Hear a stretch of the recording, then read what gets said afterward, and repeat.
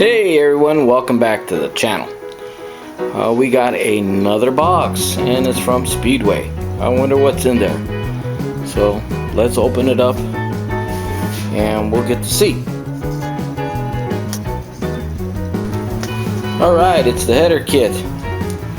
Get to make my own headers. I have a friend that works at a muffler shop and I'm trying to talk him into coming and helping me out.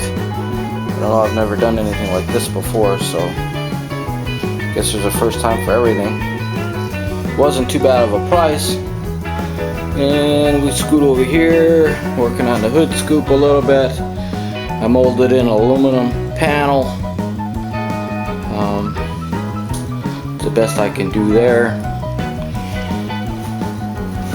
But it comes with everything. Flanges, gaskets, bolts. Wasn't too bad of a price either. So, something to do. Unbox some of the pipes. That's what they look like. It's a really nice kit. Like I said, this is the first time I'm going to be doing this, so it's going to be interesting. Alright, we're out.